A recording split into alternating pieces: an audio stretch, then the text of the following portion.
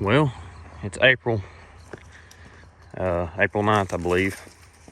Doing some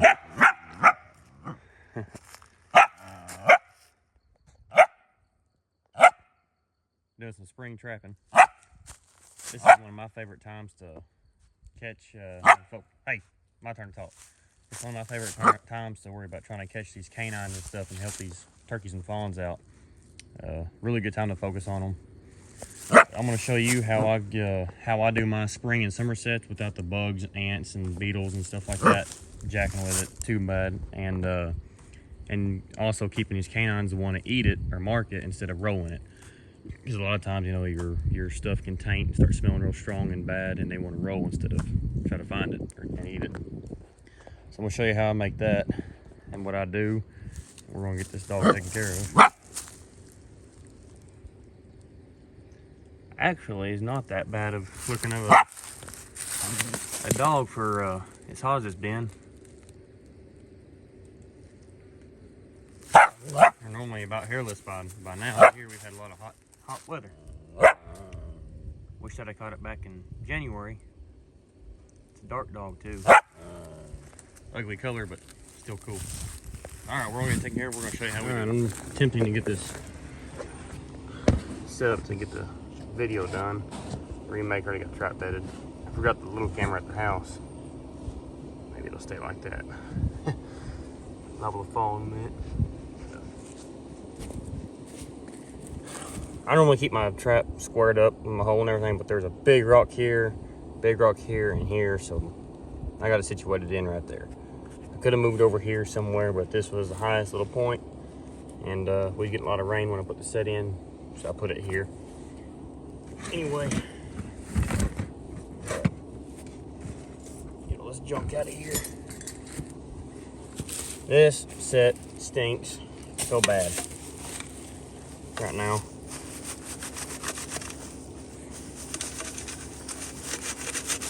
I'm not going to use any coyote gland or anything.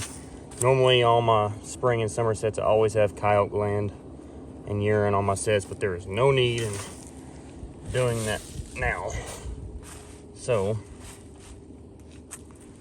I'm going to just bait it and call it good.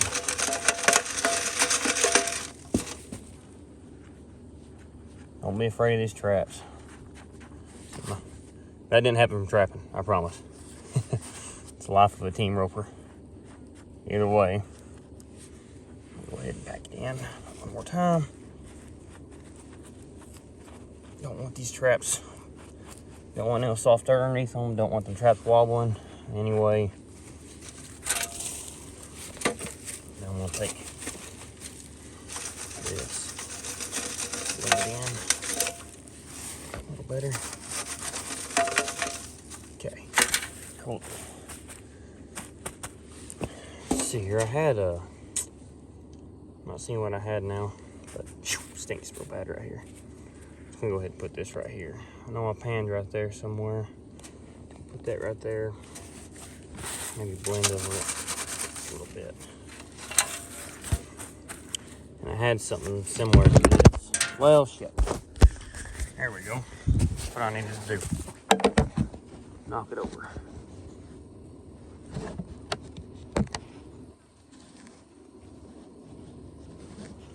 I'm working on it. Let's see here. There we go.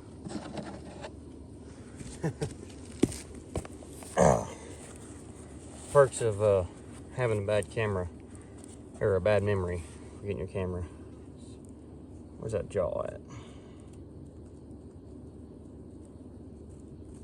I can find that jaw. It's up here somewhere. There it is right there. Okay. Just gonna put that stick like right in there somewhere. Just kind of poke it in the ground. It ain't much, but plenty. That trap's rock solid. I'm not worried about it, to be honest, too much. That's just enough. Of course, that leaf is right on that thing. Okay, here we go. Normally I'd take me some gland lure and rub on the rock, skirt it with some urine or whatever. But since that has got plenty of that around here because of that dog, I'm gonna use this. This is Massacre. It's a food lure. It's mouse meat food lure. This lure doesn't get messed with by the bugs and ants and the beetles near as bad as bait has, from my experience. It also don't taint and rot real bad like bait does. It can dry up, but it doesn't do what bait does in warm, hot weather. And the bugs don't react to it. It's not as strong, so these won't try to roll on it. Instead, they think there's food down in there. There's a mouse. They're gonna try to get it. So that's why I use this a lot, or not just this, but any kind of good food lure a lot. Now I do use bait. I use a lot of this. It's Dunlap's Time of Death. It's a mouse meat bait, fresh smelling, good bait. You can see it. It's. I love using it even in warm weather. If I use bait though, I use sheepfoil or cotton ball, and don't use much of it either. And I'll smear in that wool or that cotton ball, and I'll close it up and poke it down a hole, and that seems to save it a little bit longer, makes it not as strong. Maybe hide it from the bugs a little more, I don't know. But that's why I use this a lot more, because I deal with that hassle of the bugs jacking with me and them rolling and it tainting and things like that.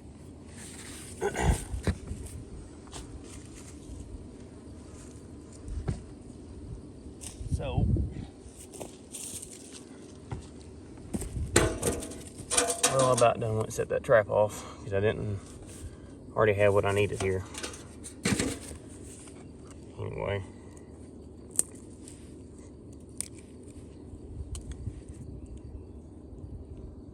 get me a wad of that mouse lure. I'm gonna put it back here in the back of that makeshift dirt hole thing. There was no way of getting a hole in the ground right here, so I dug me a trench, slapped me a rock on top of it, and that's what I did. Anyway, that's what I did here, but I had some gland lure put on there, some urine. This set's been in the ground for a month, and I have not touched it. Well, I'll say that. It rained 2 more times after I set it. I squirted it with the urine both times. I didn't mess with it, and we picked that dog up. So anyway, that's it right there. That's what I do. It catches them, and it's a really good time to get out here and catch these canines if your state allows it. Not all states allow it, but in Oklahoma where I'm at, they allow it, so I do it, and I hammer them. And I can see a difference in my turkeys, especially when you do this. Putting big numbers up on canines. And during the fur trapping season, foxes and bobcats and coons, take them out helps a lot too, but you got to do big numbers. So y'all get out there and catch them and keep them chains tight.